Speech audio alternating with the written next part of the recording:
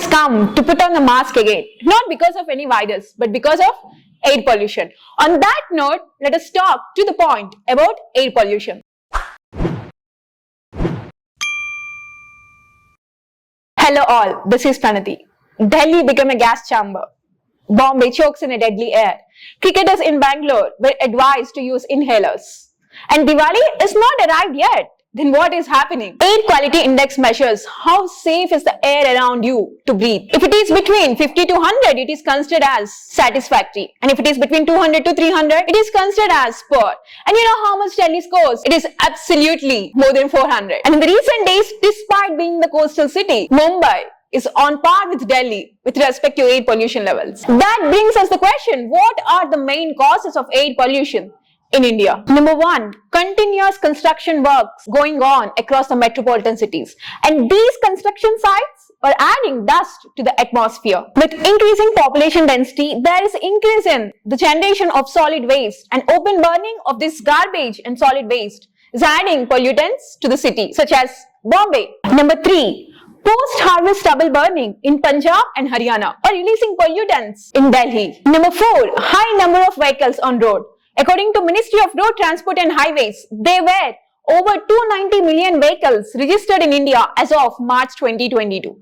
And according to Central Pollution Control Board, vehicles contribute to around 20 to 30% of particulate matter 2.5 emissions in the cities. And the most important one, the impact of La Nina. In general, sea breeze, which is nothing but the wind movement from sea to the land, it disperses the pollutants, thereby reduce the pollution levels. The strength of the sea breeze depends on the temperature contrast between the land and the sea. The more the temperature difference, the stronger the sea breeze.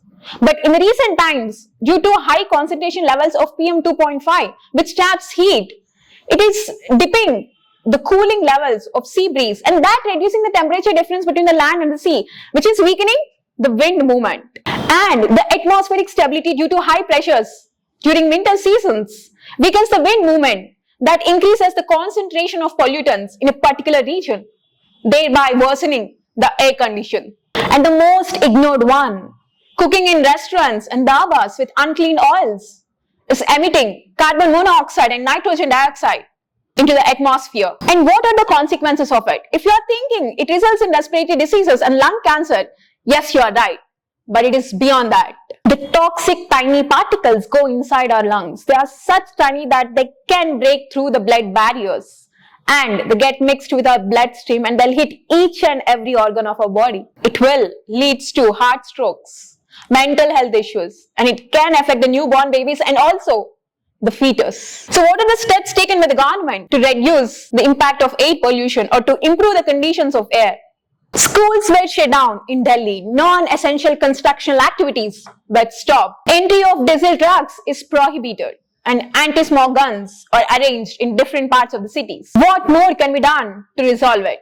Number one, electrification of vehicles to reduce greenhouse gas emissions. Scaling up the integrated public transport system. Reforming the parking policies to discourage the private transport. Urban afforestation methods on the lines of Miyawaki method. Ban on open burning of garbage. Custom hiring centers to rent happy cedar machines. That helps Punjab and Haryana farmers to prevent stubble burning. But all these things can be possible only with the community participation. Let us adopt sustainable and the green lifestyle so that our future generations can also sense and breathe the Indian fragrance. Until next video, this is Pranati signing off.